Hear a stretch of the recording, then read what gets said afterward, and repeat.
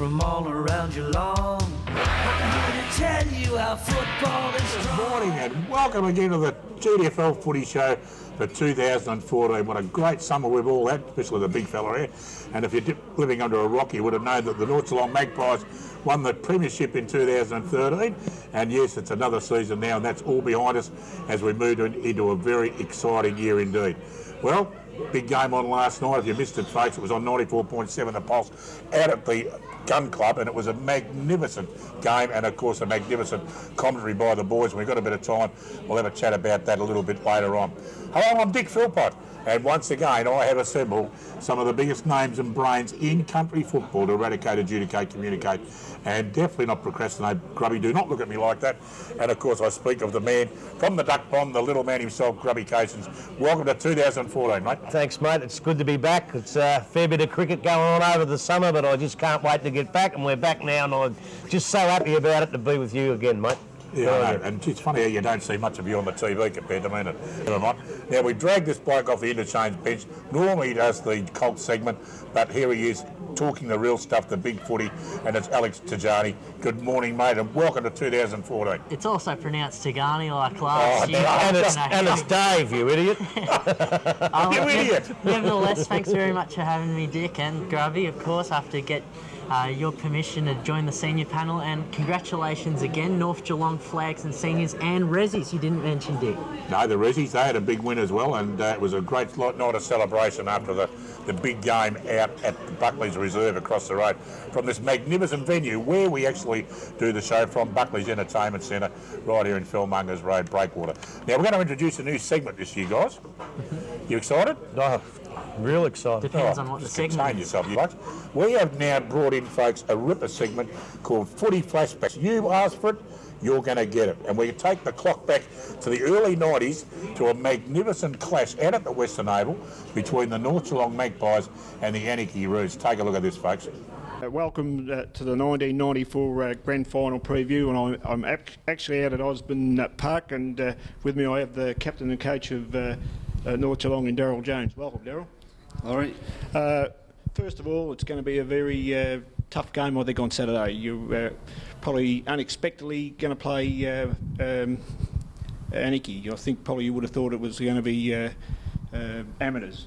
Is that right or wrong? Well, I sort of had a premonition for quite a few weeks, actually, that, you know, if Anarchy did make the finals, I had a funny feeling that they would go all the way to the grand final, and you know, they've done that, and it's up to us now. You know, it's us versus them Saturday, and it's whoever's the form side on the day. I'm sure we'll take it out. Actually, I'd like to congratulate you on a great effort this year. It's one of those very rare occasions when a coach takes the reins for a year and you succeeded to get into the grand final. So congratulations on that. We've got to compete, and that's what we've done the last 14 weeks. We've competed every contest. Just as an old coach point of view, it'd probably be a tactical sort of a game. Would you probably go in the way you've played for your last 13 or 14 games, or you just mentioned Sid Jones there a moment ago, you know, or would you be having some sort of a game plan to man some of those players up? Well, it'd be silly not to say we weren't going to be. I mean, they've got, you know, we look at, you know, going back even from 1991, we've sort of looked at each other's sides for a long time, you know, as much as they know a lot about us. Maroney, Swenison, that much for Jones, you know, Vac now. That was a good catch, by the way. Yeah, they're very good. It's probably the only one I've had all weekend. They're very good players, and that's the way that we'll be definitely keeping an eye on them. We look at it, it's a tactical game. I mean, you can't play too much tactics, I believe, in GDFL football. We're not playing AFL or you know, VFA sort of football where tactics does come into it. We're just looking at getting out there, and every game's a different game of football, as you know, Laurie, and we're looking at, you know, whether, I mean, it could rain or, you know, it could be a very good day. Here comes the heat, but I'll tell you what, he lost the footy. Opportunity now, Brogdon, over the top he goes, Hardiman under pressure, back to Jones, who's got all the time in the world to kick it out wide and fight Schwennison. He looks for Schwennison and he finds him. him too. Takes the mark easily. Wants to hand pass away pretty quickly. It's all right too. He's got it to a teammate there. Might have been Elzinga. Was it down the ground? He goes towards half forward. Here comes Costello. Went after it. Kicked away from Costello there by Bellwood. Up and under it goes towards the centre half forward. Darren Jolly in front takes a beauty. He played a great game last week and he's starting well this afternoon. Out wide is the call. Boothroyd limping. And he kicks the ball beautifully to Glenn Light, who takes the mark, and away goes the light bulb on left foot. Up over half forward. Too much carry on the kick though. Much too much there.